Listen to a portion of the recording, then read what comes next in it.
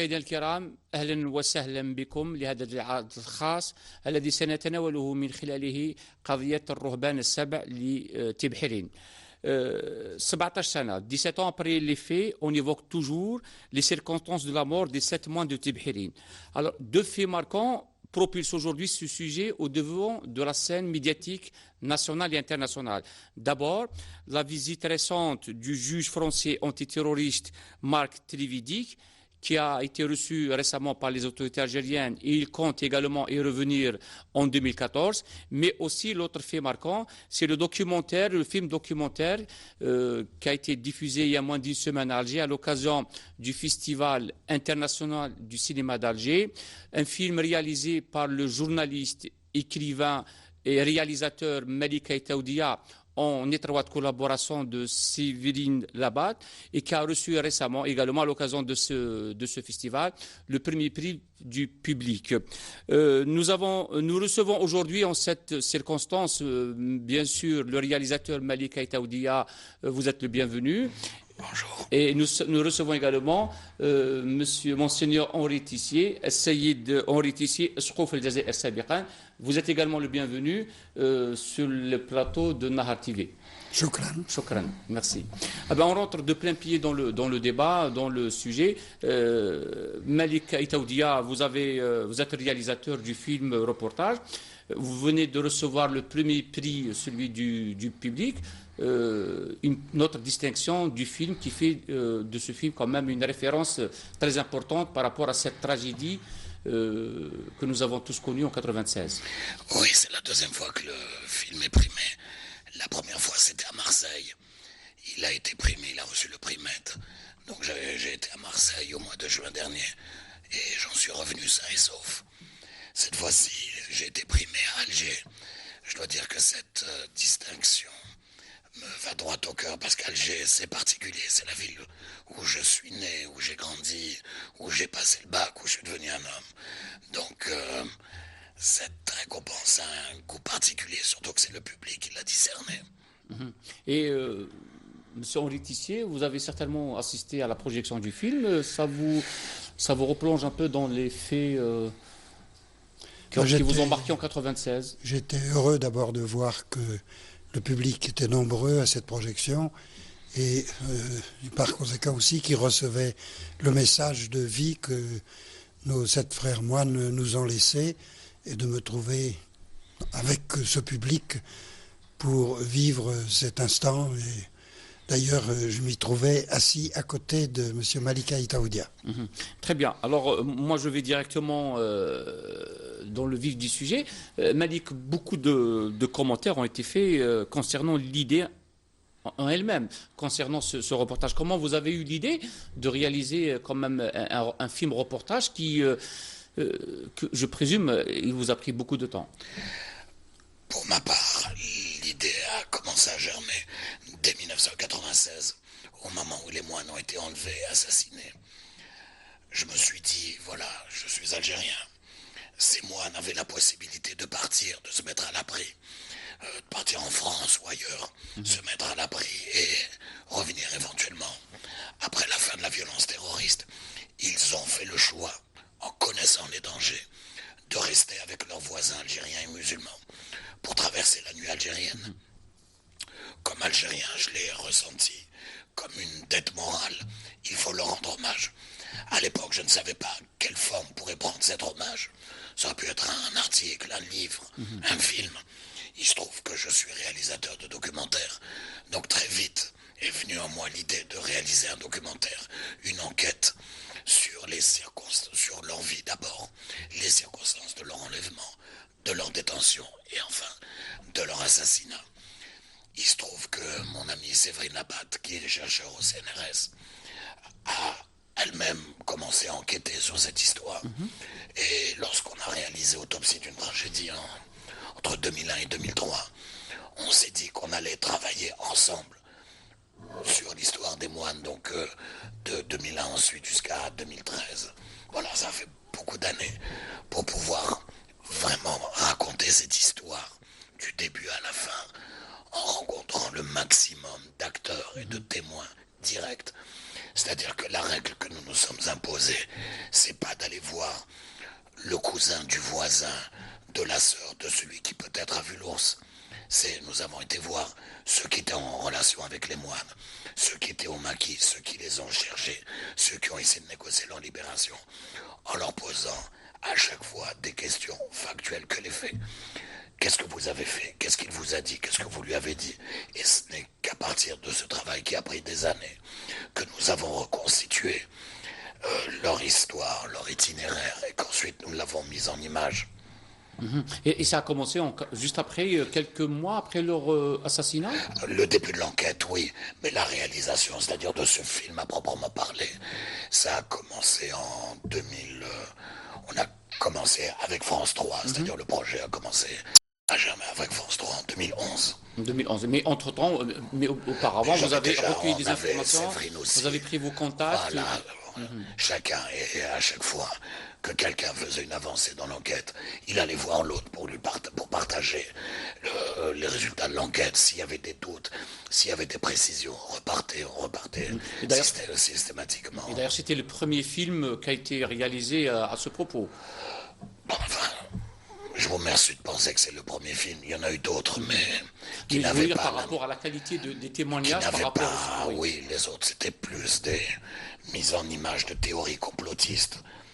Donc, ou alors, il y a un autre film qui a été... Enfin, il y a d'autres documentaires qui ont été réalisés, par exemple, celui d'Emmanuel Audrin, qui est centré exclusivement sur la spiritualité des moines. C'est-à-dire Emmanuel Audrin a fait le choix de ne pas s'intéresser à leur enlèvement et à leur assassinat, mais de s'intéresser au message de Tibérine. Le côté purement religieux religieux et spirituel. D'accord. Il y a d'autres documentaires qui ont été consacrés à certains moines. Il y en a un très beau sur Frère Luc. Il y en a un autre sur Frère Célestin. Donc, il y avait des travaux qui nous ont d'ailleurs servi, parce que c'est...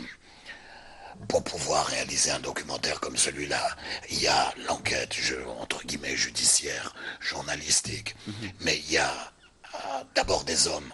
Ces moines sont des êtres humains, sont cette personnalité complètement différente qui sont une partie de l'histoire de ce pays. Qui sont aussi l'histoire de l'Algérie, l'histoire de ce pays. Et donc il fallait, pour pouvoir comprendre, s'intéresser à chacun d'eux, à son itinéraire, à sa façon d'être. Très bien. Avec les voisins musulmans, autrement dit, pour la faire courte. Tout à fait. Frère Luc n'avait pas les mêmes relations qu'Amédée ou que Célestin ou que Frère Paul. Il y a des particularités chacun avait des particularités. Très bien. Et tout ça est passionnant, c'est ça qui fonde une communauté humaine. Tout à fait. On va évoquer tous ces points et puis également les circonstances du tournage du documentaire, du film. Moi, je reviens à Monseigneur Tissier. Ça vous fait quoi lorsque vous entendez que des cinéastes, des journalistes s'intéressent un peu à la vie des religieux et particulièrement à la question des moines de Tibherine? Le message de leur vie a été très fort. Et dès leur mort, beaucoup d'écrivains se sont intéressés à publier d'abord les textes qu'ils nous ont laissés et ensuite, à partir de ces textes, à s'efforcer de faire comprendre quel était le message qu'ils portaient et quelles étaient les raisons pour lesquelles ils restaient.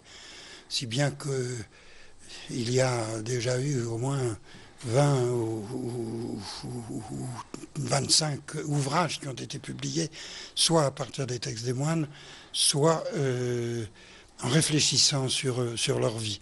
Ces ouvrages ont été traduits dans de nombreuses langues. Les films ont été moins nombreux, mais M. Malik Aïtaoudia vient de les évoquer. Il y a eu aussi un film de fiction qui a été vu par des millions de personnes et qui s'appelait Des hommes et des dieux, mais qui lui a été tourné dans un autre contexte. Donc, qui ne reflétait pas réellement un peu ce que les moines ont vécu à Tibherine? Il évoquait l'essentiel de leur message, c'est-à-dire une communauté de prière, de tradition chrétienne et monastique, qui est en même temps dans une relation d'amitié avec leur voisinage musulman. Mais c'était quand même une fiction. Par conséquent, la reprise d'autres points de départ, comme celui qui vient d'être présenté par M. Malik Aouda, c'était important pour nous. Et moi, j'ai suivi pendant toutes ces années, depuis 1996, tout ce qui a été fait pour publier, soit par écrit, soit sous la forme d'images, des éléments de leur biographie. D'ailleurs, il y a eu aussi un écrivain algérien qui a écrit un livre en arabe et en français sur la vie des moines, qui s'appelle M. Balkhi, algérien vivant en Algérie. Et, oui, Mohamed Balkhi, oui. Mohamed Balkhi. Journaliste, écrivain. Et puis il y a eu aussi un autre écrivain qui était en France, Kébir, ami. Bon, autrement dit, il n'y a pas que... Et de nombreux articles qui ont été présentés dans la presse algérienne. Il n'y a pas donc simplement des étrangers ou des chrétiens qui se sont intéressés à ce message, mais aussi beaucoup d'articles publiés par la presse algérienne. Très bien. Peut-être m'a dit que... Dans le prolongement de ce que dit Monseigneur Tessier, les artistes aussi se sont intéressés à l'histoire de Tibérine. Les étudiants de l'École nationale des beaux-arts ont réalisé une œuvre. Le très grand plasticien algérien Rachid Koreichi leur a rendu également hommage à travers une œuvre. Donc l'histoire de Tibérine, quand on est algérien, c'est une histoire qui nous parle. C'est pas... chaque Algérien s'est senti profondément affectés par leur enlèvement et par leur assassinat.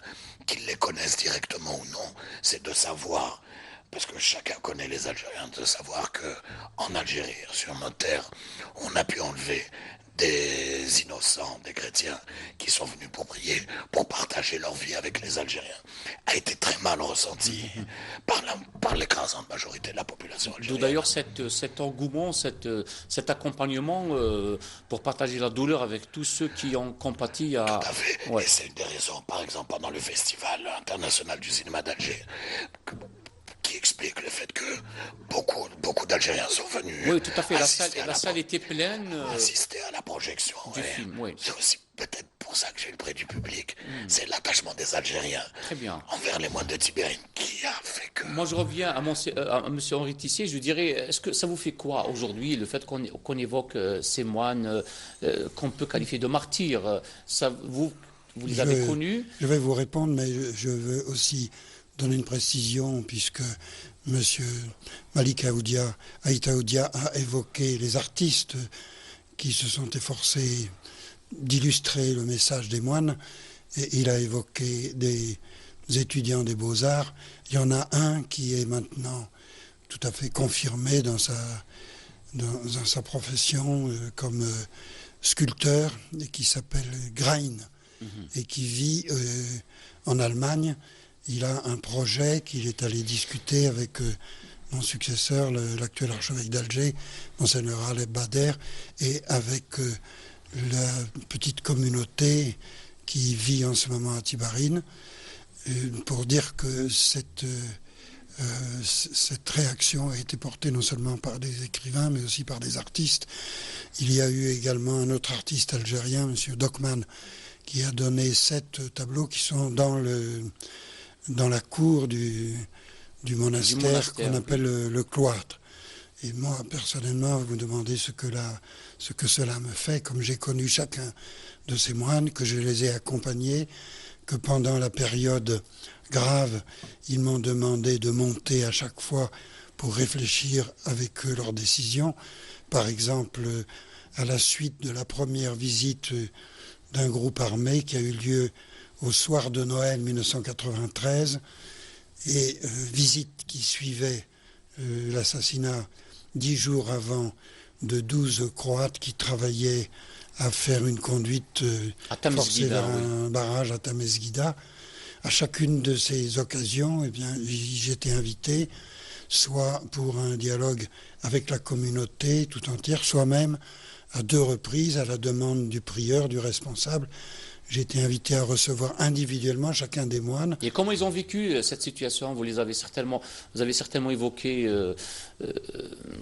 la situation de l'époque, surtout que c'était à Médéa. Comme je vous disais, j'ai été invité par le responsable de la communauté à rencontrer individuellement chacun des moines pour qu'ils s'expriment sur le choix qui était fait par la communauté de rester. Dans un premier temps, ils avaient envisagé après cette visite du soir de Noël 93, de quitter les lieux en se disant on va être pris si d'autres visites semblables se présentent dans des collaborations qui ne correspondent pas à notre vocation de moine, en particulier parce que l'un d'entre eux était un médecin et que les groupes armés cherchaient à obtenir l'aide du médecin. Et donc ils avaient dans un premier temps envisagé de partir, mais ensuite ils se sont dit, voilà, des années, puisqu'ils étaient là depuis, enfin, eux ou leur communauté, depuis très longtemps, 1937, 1937, oui. Nous avons toujours voulu vivre dans la solidarité avec le voisinage, le petit village de Tibarine, mais plus largement aussi la ville de Médéa. Beaucoup de gens venaient de Médéa pour se faire soigner par le médecin. Et voilà qu'à la première menace, nous allons les abandonner, alors qu'eux-mêmes pourraient peut-être être assassinés, puisqu'ils nous ont accueillis, puisque nous avions des relations quotidiennes avec notre environnement. Donc partir, ce serait un geste en contradiction avec tout ce que nous avons vécu. Oui. Et nous sommes dans le désir de rester en fidélité comme moines au village de Tibarine et à cette région. Et donc le choix a été fait, les moines ont décidé d'y rester à Tibarine. Ils ont fait ce choix en communauté, par des votes, mais aussi individuellement, et je peux témoigner, pour les avoir rencontrés chacun individuellement, que c'était une décision avec des nuances suivant les caractères, qui était non seulement communautaire, mais personnelle.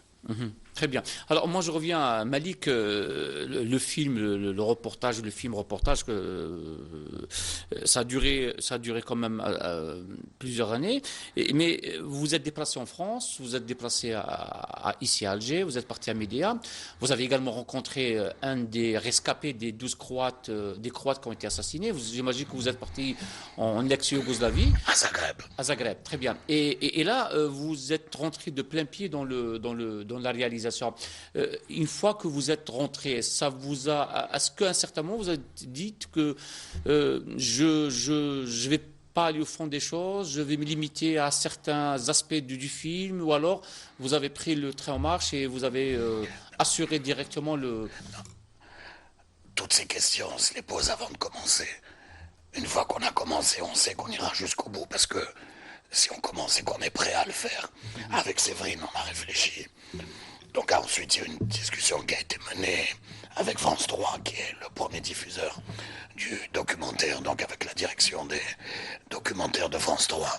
Donc une fois qu'on a pris la décision d'y aller, on savait qu'on pouvait raconter l'histoire comme on voulait la raconter, avec les témoins, avec les documents. Et vous avez rencontré aussi des officiels français, des ex-militaires algériens, des ex-responsables d'administration, à l'image de l'ex-préfet, l'ex-wali de Médéa, et tout ça, vous les avez... vous avez réalisé tout ça en un temps record, ça a été fait... Enfin, c'est pas une course contre la montre, un documentaire. Ce qui est important, c'est ce qu'on montre à la fin. Donc il faut prendre le temps.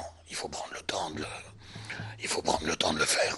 Il y a aussi, pour que nos téléspectateurs comprennent comment on travaille, il y a aussi des gens que nous avons rencontrés qui ne sont pas dans le documentaire. Ils ne sont pas dans le documentaire parce que certains acceptent de vous parler face à face mais ne veulent pas être filmés. Donc, on recoupe ce qu'ils nous disent. Ensuite, on intègre leurs réflexions, même s'ils ne sont pas filmés. On sait que ce point de vue-là existe, que ces faits-là existent, qu'on les a vérifiés. Donc il y a des gens aussi qui n'ont pas voulu être, pour des raisons qui les concernent, qui les regardent, qui n'ont pas voulu être filmés. Et vous avez rencontré Monseigneur Tissier, d'ailleurs, je vous pose la question, vous avez accepté facilement le témoignage, vous avez accepté le débat avec Malika Etaoudia? J'ai été, moi, pris dans ce drame, puisque je les connaissais, que j'avais même une responsabilité par rapport à leur communauté. Donc j'ai eu à rencontrer la plupart de ceux qui ont écrit des livres. Et j'ai assez souvent fait la préface de ces livres, à plus forte raison quand il s'agissait de documents cinématographiques. J'ai rencontré chacune des personnes, si bien que quand M. Malik Etaoudia m'a demandé d'apporter aussi mon témoignage, je l'ai fait comme un devoir de prendre ma part de cet effort pour faire connaître le message de nos frères moines. Et d'autres religieux, d'ailleurs, ont pris la même position, en particulier par exemple, le père Thierry Becker, oui. général d'Oran. Et qui se trouvait dans le monastère la nuit de la première visite du groupe armé, et également le père Robert Fouquez, qui a vécu dans le monastère dès le lendemain de l'enlèvement des moines. Il est reparti librement et habitait tout seul au monastère, d'où venaient d'être enlevés les 7 moines. Et il est toujours dans la région, il est à Tamesguida. Donc, non seulement moi-même, qui était concerné, c'était normal que je réponde à la demande de M. Malik Aoudia, oui. mais les autres personnes de la communauté qui étaient plus proches de ce qui s'est passé là. Et puis, nous avons aussi ce devoir par rapport aux familles de chercher à être proche de tout effort qui est posé pour faire comprendre ce qui s'est passé. J'ai eu à rencontrer à plusieurs reprises les familles en France, évidemment davantage dans les années qui ont suivi directement ce drame. Alors, quelle était leur réaction? Ils vous disaient quoi exactement?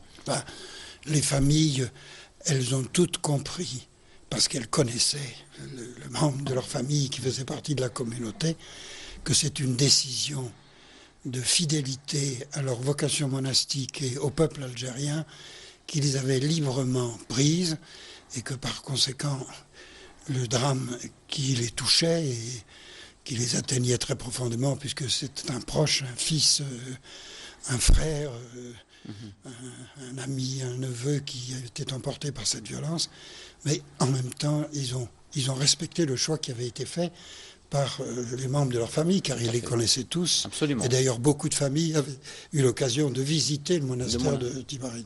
Moi, je reviens à Malik, toujours dans le cadre de cette réalisation.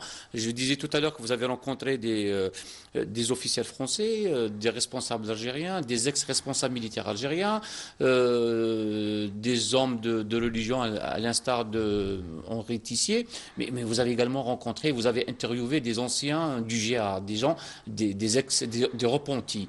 Ça a été facile? De quelle manière vous avez pu peut-être accéder à ces sources d'informations?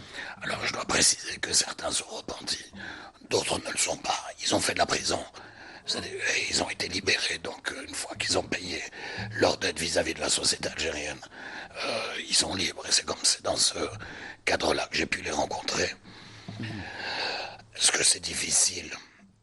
C'est pas plus difficile que pour d'autres documentaires. C'est pas plus facile non plus. Disons que un documentaire, voilà, c'est une entité. Les gens du GIA ont été des acteurs déterminants de cette histoire, de cette affaire, puisqu'ils ont été enlevés, détenus et assassinés par le groupe islamique armé. Donc il fallait pouvoir les faire témoigner. Donc depuis très longtemps, quand il y a des repentis, quand il y a des gens qui sont libérés de prison, j'essaie d'aller les voir pour essayer de reconstituer sur l'histoire des moines, mais sur d'autres affaires aussi, l'histoire contemporaine de l'Algérie. Donc ça fait très longtemps que c'est commencé. Et c'est parce que vous établissez avec eux une relation de confiance dans la durée, où ils voient que vous êtes... Vous êtes sincère, vous êtes... Oui, c'est-à-dire que je ne suis pas là, je ne suis pas juge, je suis réalisateur, je suis journaliste. Vous êtes journaliste, oui. Je ne suis pas là pour les juger. La société les juge, la justice peut les juger. Moi, je ne suis pas un juge. Donc, je suis là pour discuter avec eux de manière franche. C'est-à-dire que je ne leur cache pas mes opinions à travers les questions que je leur pose. Ils sentent bien que je ne suis pas là pour faire l'apologie de ce qu'ils ont fait. C'est absolument pas le cas. Mais en tout cas, c'est ce que beaucoup m'ont dit. Ce qu'ils apprécient, c'est qu'on ne leur pose que des questions factuelles. C'est-à-dire, vous étiez là, tel jour, à tel endroit.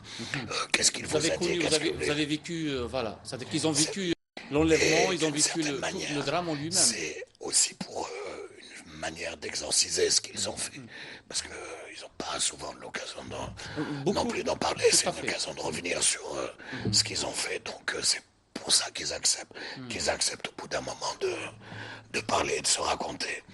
D'ailleurs, beaucoup disent que vous avez cité en témoignage deux responsables, ex-responsables terroristes, en l'occurrence l'émir de la Ligue, c'est la Ligue islamique Dawa al-Jihad, qui est Sid Ali Ben Hajar, qui était lui en disgrâce avec l'ex-émir du GIA Jamal Zitouni. Il y a également le témoignage de le Para. Donc, et là, c'est Hassan Hattab, excusez-moi. Oui, Hassan Hattab. Et là, ces témoignages ont crédité votre reportage. Est-ce que c'est suffisamment comme témoin pour dire que c'est le GIA qui a... Non, c'est pas une question. Est-ce que c'est suffisant, pas suffisant? Le choix que nous avons fait avec Séverine, c'est d'essayer de raconter. C'est en tout cas pour nous, jour après jour, ce qui s'est passé, où est-ce qu'ils étaient détenus. Et pour chaque période, essayer de retrouver les témoins et les acteurs. Pourquoi on a été interviewé Sid Ali Ben Hajar? C'est pas parce que seulement il était à Médéa. C'est parce que il a été directement à au moins 2 reprises, impliqué dans ce qui est arrivé aux moines. La première fois, c'est quand il va au monastère, comme Monseigneur Tessé l'a rappelé, le 24 décembre 1993. Il fait partie du groupe qui se rend au monastère. Il était d'ailleurs l'adjoint de Saïd Hatia, qui était leader du GIA. C'était son adjoint. Et il était à l'époque responsable de la communication pour la Katiba de Médéa. Donc c'est pour ça, c'est pas pour lui poser des questions générales sur le djihad, sur l'islamisme, sur ceci, sur cela. Non, vous étiez là-bas. Qu'est-ce qui s'est passé? Comment les choses se sont passées? Ensuite, ces hommes allaient se faire soigner au monastère. Ensuite, lorsque Jamal Zitouni prend, dès 1995, la décision de les enlever, la première personne à qui il en parle, il lui envoie un émissaire, c'est Sid Ali Ben Hajar, parce qu'il lui demande à lui, qui est de la région, de procéder à l'enlèvement. Des moines. Donc Sid Ali Ben Hajar sait que les moines vont être enlevés. Donc c'est pour ça que nous l'avons interviewé, pas parce qu'il est GIA. Et on disait que Sid Ali Ben Hajar n'a pas averti les 7 moines. Et là je préfère... C'est une réalité. On va continuer le débat sur la question, mais juste après la pub, أيها السادة والسيدات ابقوا معنا سنعود بعد الفاصل. ملكة تودي والسيد هنري تيسيer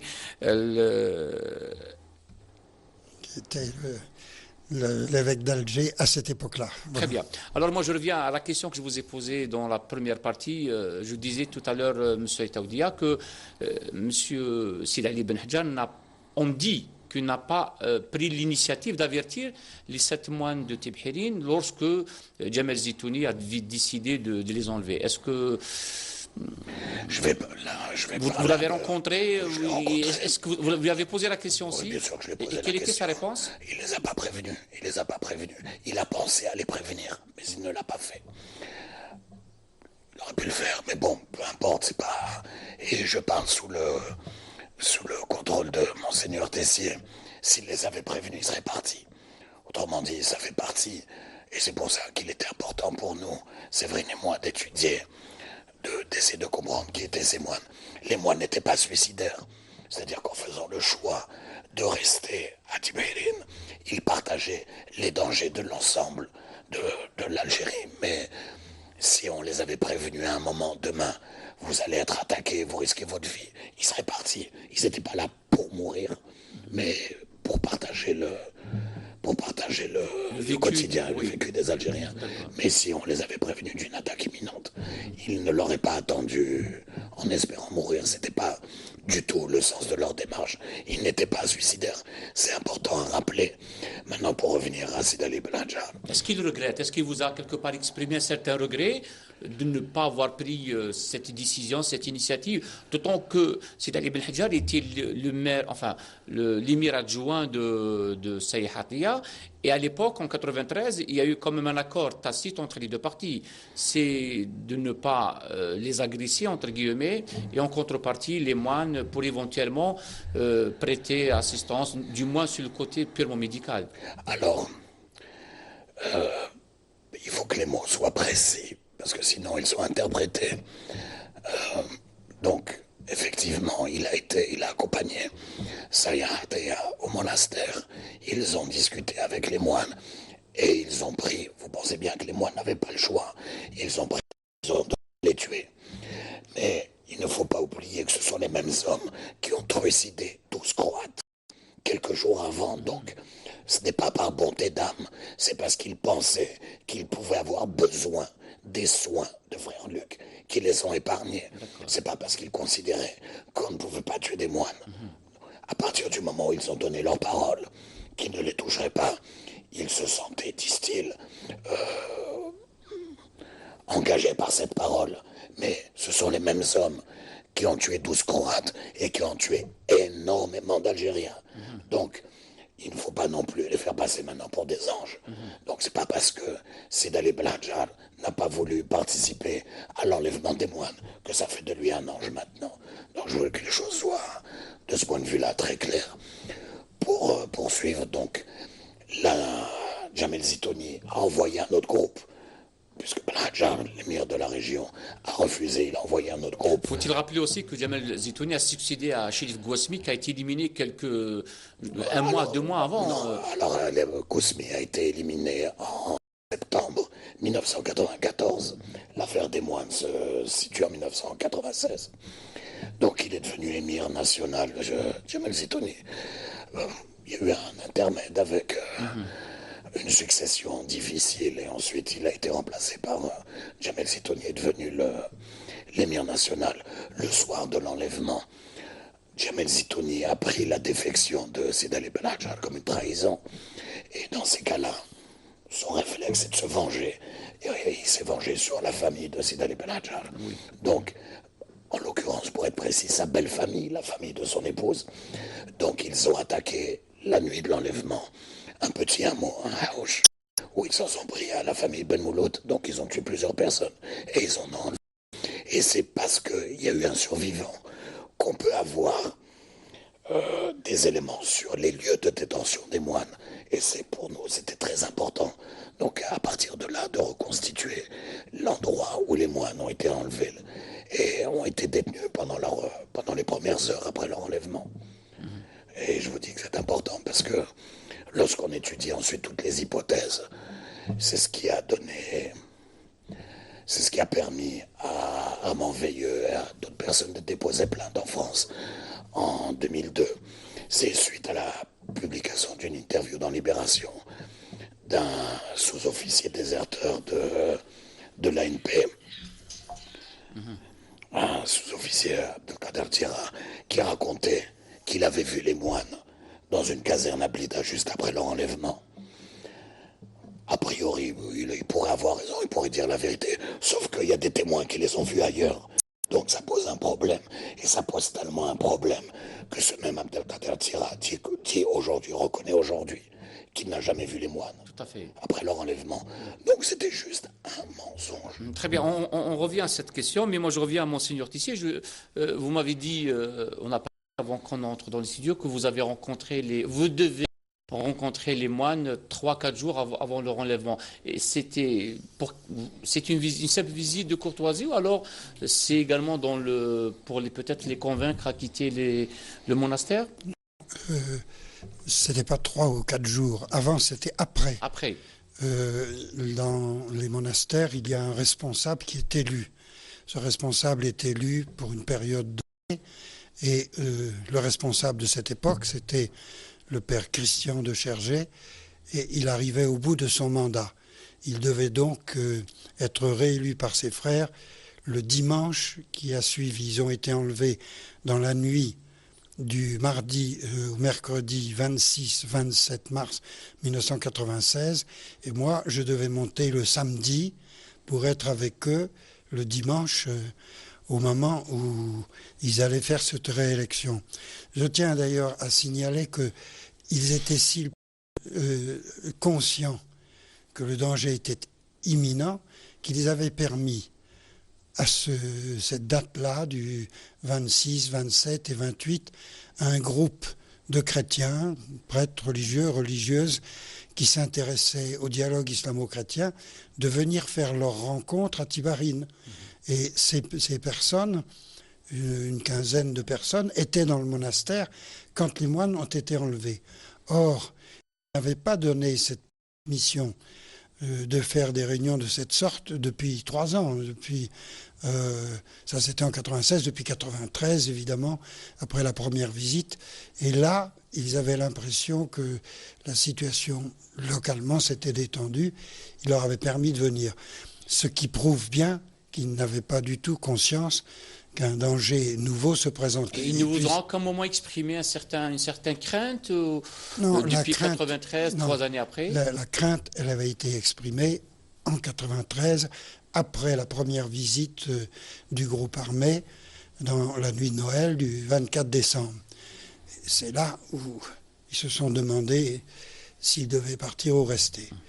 Et puis, comme ils ont constaté que le groupe qui était venu les voir, qui était rentré dans le monastère, dans cette nuit, à 8 heures du soir, le 24 au soir, était reparti sans rien leur faire, ils se sont dit, bon, peut-être qu'ils acceptent notre présence, parce que c'était le début quand même de la crise.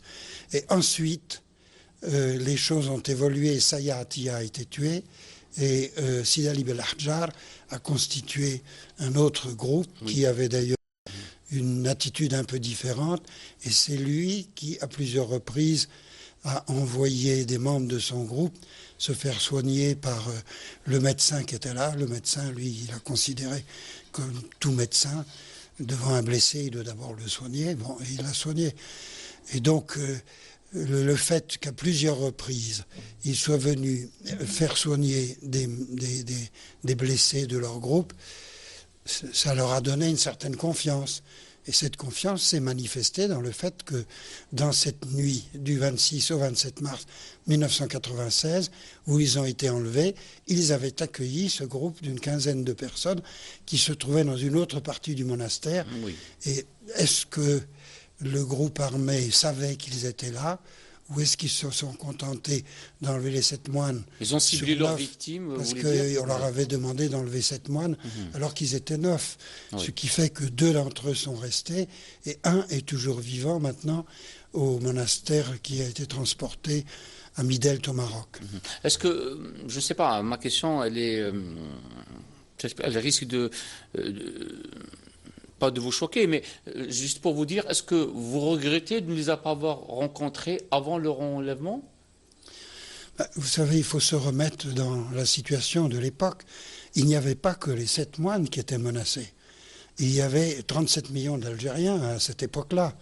Et il y avait en particulier, dans notre petit groupe, en tant qu'étrangers et en tant que chrétiens, chacun d'entre nous. Par conséquent, je me posais la question de la sécurité des prêtres qui étaient à Notre-Dame d'Afrique pour accueillir. De tous les religieux. La religieuse qui sortait à 7 heures du matin d'un quartier périphérique d'Alger pour rejoindre son poste en tant qu'infirmière. Chaque matin, dans le noir, l'hiver, elle pouvait tout aussi bien être visée. D'ailleurs, nous avons eu 19 victimes dans cette période, parmi lesquelles les 7 moines, mais les autres. Par conséquent, les événements font que maintenant la lumière est davantage portée sur les moines, mais chacun d'entre nous était menacé. Donc, on était préoccupé par les moines, mais évidemment, il n'y avait qu'une seule solution pour que personne ne soit touché, c'est que tout le monde parte. Or, c'est cela que certains sont partis, et c'est cela que la majorité n'a pas accepté. Ils ont dit, nous n'abandonnons pas. Quand le père Claverie a été assassiné, qui était l'évêque d'Oran, le 1er août 1996, la bombe a été mise dans son évêché, et il en a été victime avec le jeune Algérien qui l'accompagnait pour porter ses affaires. Quand je suis retourné en septembre pour voir la situation dans le diocèse d'Oran, personne n'était parti de son poste.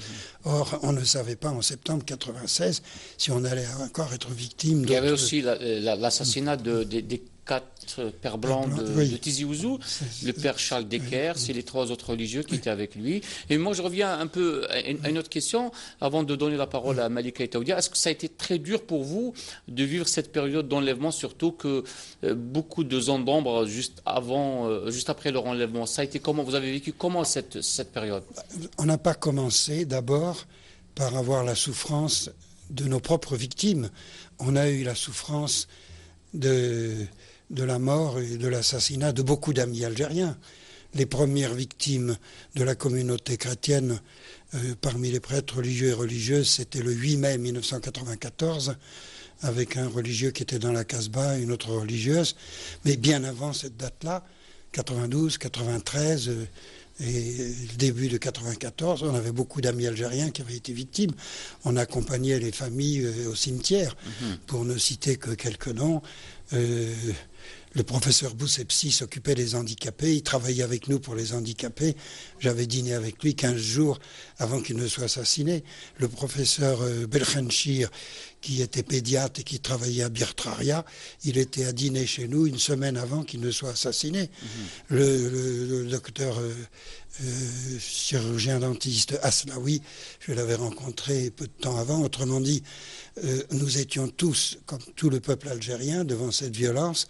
Elle a touché d'abord nos amis avant de toucher les membres de notre communauté.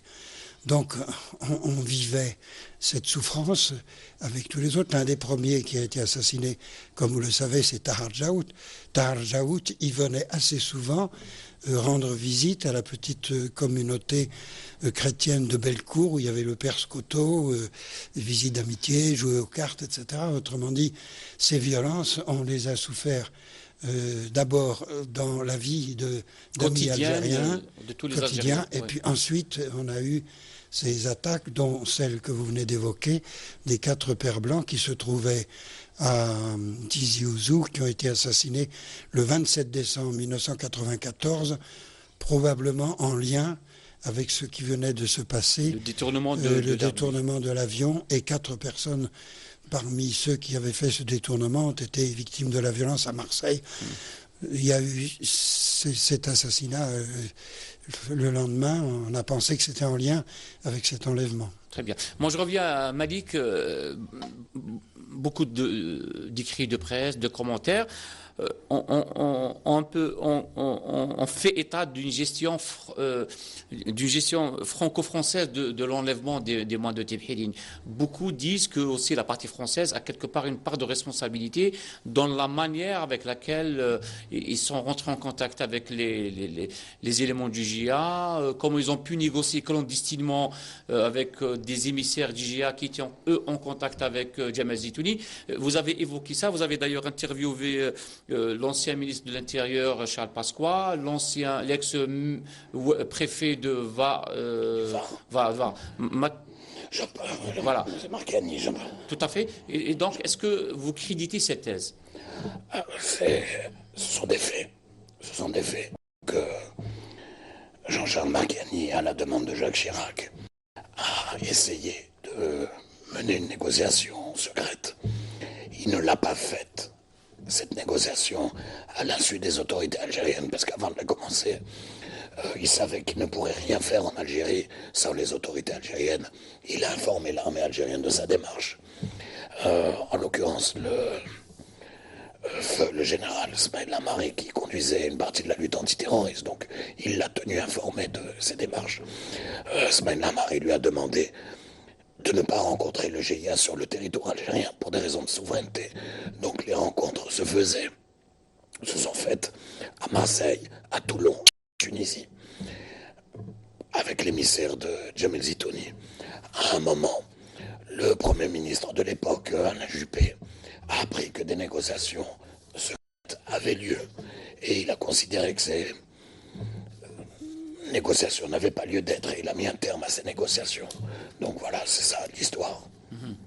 Et est-ce que, par exemple, cette gestion un peu, disons, clandestine des autorités françaises ont précipité l'assassinat par le GIA, des 7 moines? Il y a eu beaucoup de manipulation dans la façon de raconter la tragédie algérienne. Et je ne voudrais pas apporter de l'eau à cette manipulation. Mon travail avec Séverine Labatte, c'est de raconter ce qui s'est passé, pas ce qui aurait pu se passer. Autrement dit, je ne sais pas si Jean-Charles Marchiani aurait pu obtenir la libération des moines sains et saufs. Si Juppé, autrement dit, est-ce que Juppé a tué les moines? Je n'en sais rien, parce que les choses ne s'étant pas produites. Je ne peux pas vous dire qu'est-ce qui se serait passé. Tout ce que je peux dire, c'est voilà comment les choses se sont passées. Alain Juppé a mis un terme aux négociations. Est-ce que Jean-Charles Marchiani les aurait libérés? Peut-être, peut-être pas. Mais je ne veux pas raconter ce qui n'a pas existé. Et ce qui aurait pu, parce que... Vous n'avez pas rencontré Alain Juppé, d'ailleurs, dans Alain Juppé ne veut pas parler. Mais de toute façon, il a répondu à cette question. Il a déjà répondu. Il a dit, j'ai mis un terme. J'ai rencontré, en revanche, puisqu'il est dans le documentaire, Hervé de Charette, qui était ministre des Affaires étrangères, et il nous dit bien qu'il a ordonné au porte-parole du Quai d'Orsay de publier un communiqué disant qu'il n'y avait pas de négociation. Donc il a mis un terme aux négociations. Donc c'est pas un secret non plus. Du tout, du tout. On évoque aussi dans toute cette question aussi le rôle joué par le colonel Clément, qui était l'attaché militaire de la DGSE à l'ambassade de France. On disait aussi il était lui aussi n'avait pas, enfin il avait un peu deux interlocuteurs. D'un côté il avait son autorité militaire et d'un autre côté aussi le réseau informel qui, eux... C'est le rôle d'un service de renseignement dans un pays, surtout en guerre civile, d'essayer d'établir des relations pour essayer de voir quelque chose. Seulement, il faut bien le faire, il faut être efficace. En l'occurrence, le colonel Clément a été complètement inefficace. En résumé, c'est quoi? Il reçoit un émissaire du GIA avec la voix des moines, une cassette où sont enregistrées les voix des moines, pour authentifier qu'il est bien l'émissaire du GIA, parce qu'après tout, n'importe qui se présentait à l'ambassade de France, dire Jamel Zitouni m'envoie, voilà. Mais est-ce qu'il a authentifié alors, vous avez Monseigneur Tessier qui est là, qui a écouté les voix, qui les a authentifiées, parce qu'il les connaissait. Donc, Monseigneur Tessier a entendu les voix. Alors, l'inefficacité du colonel? Non, c'est qu'il y a plusieurs choses, Et après, on peut éventuellement émettre des hypothèses, mais les faits d'abord. Il reçoit un émissaire de Jamel Zitouni. On nous dit qu'il n'est pas filmé, qu'il n'est pas enregistré. Soit c'est un service de renseignement, soit c'est... Tout à fait. Soit c'est une auberge espagnole où on rentre et on sort. Il vient avec la cassette. Il demande à être déposé à USND. Donc on l'amène en voiture, on le cache des autorités algériennes. On n'essaye même pas de le suivre, de savoir où est-ce qu'il va aller. Et essayer de savoir. On lui donne une série de numéros de téléphone en lui disant « Vous pouvez appeler, on va discuter avec vous. » Et on lui remet un papier officiel de l'ambassade disant qu'on souhaite maintenir le contact avec le GIA. Voilà. C'est du travail de Piniclé, c'est un travail d'amateur. Moi, je reviens à Monseigneur Tissier. Pendant toute cette période de tractation, de travail de coulisses, est-ce que du côté français comme du côté algérien, on vous a sollicité éventuellement pour faire avancer les choses? Non, j'ai été en contact régulier avec l'ambassade de France pour savoir si ils avaient reçu des informations nouvelles qui nous permettent de connaître le lieu où ils étaient gardés et de savoir comment les choses évoluaient. Mais la seule chose précise, évidemment, qui m'a été présentée par l'ambassade de France, ça a été le jour où cet émissaire est arrivé et où il a donné cette cassette avec les voix des moines. Alors là, l'ambassade m'a téléphoné, m'a demandé de venir pour écouter cette cassette et authentifier les voix des moines. De fait, j'ai bien reconnu les voix des moines. Je leur ai dit, c'est la voix des moines. Maintenant, tout ce qui s'est ensuite raconté dans la presse, les contacts de Marchiani avec des émissaires et tout ça, jamais l'ambassade de France ne m'en a parlé. Au point que je me demande si l'ambassade elle-même était informée et si ça n'était pas des initiatives qui étaient prises à un autre niveau, indépendamment de l'ambassade. Maintenant, il peut se faire aussi que l'ambassade n'ait pas estimé de son devoir de m'informer de ces de ces tractations. Moi, j'allais à l'ambassade pour savoir y a-t-il du nouveau, et mis à part Et vous avez eu la espoir, cassette, est-ce et on qu'il y me avait de disait... l'espoir, enfin, vous avez exprimé un Mais bien espoir sûr qu'on avait de l'espoir. On avait de l'espoir, pourquoi? À quel moment vous avez... Non, on avait de l'espoir jusqu'au bout. Pourquoi? Parce que tous nos amis algériens qu'on rencontrait nous disaient l'islam prévoit le respect des religieux, c'est une période de chantage, etc. Mais soyez dans la confiance, ils vont vous être rendus, que l'affaire etc. sera dénouée. Et deuxième raison pour laquelle on avait de l'espoir, c'est qu'une fois qu'on a écouté cette cassette avec les enregistrements, on s'est dit donc, ils sont toujours vivants, en vie. Ils sont vivants, et ça veut dire qu'à la fin avril, ils étaient vivants. Et moi, j'étais persuadé, et d'autres aussi, que vu la qualité de ces hommes, le fait que plusieurs d'entre eux parlaient l'arabe, j'ai dit, s'ils sont restés 15 jours avec leurs gardiens, les gardiens, ils auront compris que c'était des hommes de bien qui voulaient respecter l'islam et les musulmans, et qu'ils n'avaient rien à voir ni avec une tentative de prosélytisme, par exemple, ni rien à voir non plus avec un camp dans le conflit algérien, mais qu'ils avaient à voir avec le peuple algérien. Très bien. Moi, je reviens à Malik. Du côté français, on relance la polémique, on relance le débat sur la question. Le juge français, Marc Trévidic, le juge français antiterroriste, a séjourné récemment en Algérie, et on compte du côté français d'exhumer les cadavres, et puis ça vous dit quoi exactement, cette façon de... Écoutez, les familles des moines ont donné leur accord pour que cette exhumation ait lieu, pour qu'on puisse prélever de l'ADN pour authentifier que ce sont bien les 7 moines qui sont enterrés à Tibéline, et pour éventuellement essayer de déterminer comment ils auraient été tués il y a 17 ans. Donc, le gouvernement algérien a accepté, c'est très bien, je veux dire que les choses se fassent dans la transparence, mais ce qui est important de rappeler, c'est que en Algérie, tout le monde sait qui a enlevé, détenu et tué les moines. Tout le monde sait que c'est le GIA. L'enquête française commence en 2002. Et pourquoi on a décidé de commencer l'enquête? On aurait pu bien commencer à ouvrir une information judiciaire en 96, en 97. Il faut demander... Non, mais moi, je me pose la question. C'est le journaliste qui la pose aux journalistes réalisateurs. Alors, je me suis posé la question. Il faut demander à Jacques Toubon, qui était garde des Sceaux à l'époque. Pourquoi ne l'a-t-il pas fait? Parce que, moi, je pense, oui, c'est le rôle d'Alain Juppé dans cette histoire. Il a protégé son Premier ministre, tout simplement.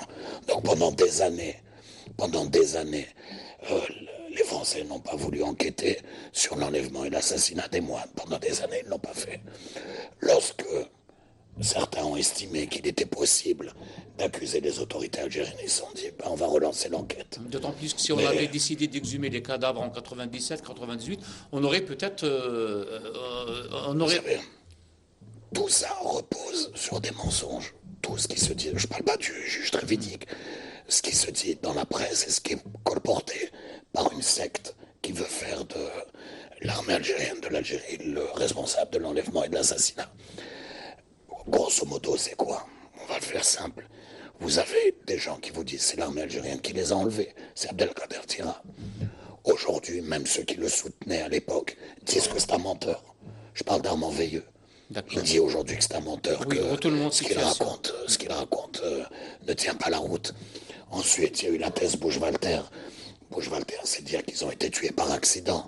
En résumé, il prend l'armée algérienne pour des pieds nickelés, c'est-à-dire qu'il y a un pilote qui survole, et puis il voit quelque chose, il décide de bombarder. Il pourrait bombarder des propres militaires algériens, mais bon, il paraît que les militaires algériens bombardent comme ça. Il descend tout seul, avec un hélicoptère. Vous savez ce que ça veut dire? Un hélicoptère qui descend dans une montagne, ça veut dire qu'on peut lui voler son hélicoptère, on peut le détruire. Tout ça n'a pas de sens. Il se trouve que ce bonhomme, ce général Bush-Walter, est membre de la DGSE, qui a échoué lamentablement dans l'histoire des moines. Donc, qu'ensuite il accuse une tierce partie, c'est tout à fait normal. Mais à un moment, il faut prendre les choses sérieusement. D'accord. Oui, très bien. Et moi, je reviens à Monseigneur Tissier. Est-ce qu'on a tout dit aujourd'hui sur l'enlèvement et l'assassinat des moines de Tibhéline? Nous, je dois vous dire qu'on a été beaucoup plus préoccupés de faire connaître leur raison de vivre, les motifs qui les avaient conduits à accepter ce danger, et ensuite à faire connaître le message qui était inscrit dans leur lettre. L'année dernière, j'ai publié un petit livre à partir du journal quotidien que le plus jeune de ses frères, qui s'appelait le frère Christophe, il avait consigné dans ce journal, au jour le jour, ses réactions, ses échanges avec les paysans algériens qui travaillaient avec lui sur les mêmes terres. Et j'étais plus concerné, c'est davantage ma responsabilité, par cet effort pour faire connaître ce qu'ils ont vécu. Je prends un autre exemple parce que ça a eu des conséquences importante pour l'Algérie. C'est un écrivain américain des États-Unis qui s'appelle John Kaiser, qui a entendu parler de ce drame et qui a décidé de venir en Algérie pour comprendre. Et nous l'avons conduit, nous l'avons amené sur les lieux, il a visité. Oui. Il a écrit après un livre qui étant rédigé en anglais et puis publié par un écrivain des États-Unis, a fait connaître ce drame. Il y a eu un ricochet, parce qu'en arrivant à Médéa, il a découvert un rocher qui est au-dessus du monastère des moines, qui s'appelle le rocher Abdelkader. Il a demandé qui est Abdelkader. Il s'est intéressé à Abdelkader. Il a publié un livre sur Abdelkader. D'accord. Il a profité un peu de son déplacement pour en faire...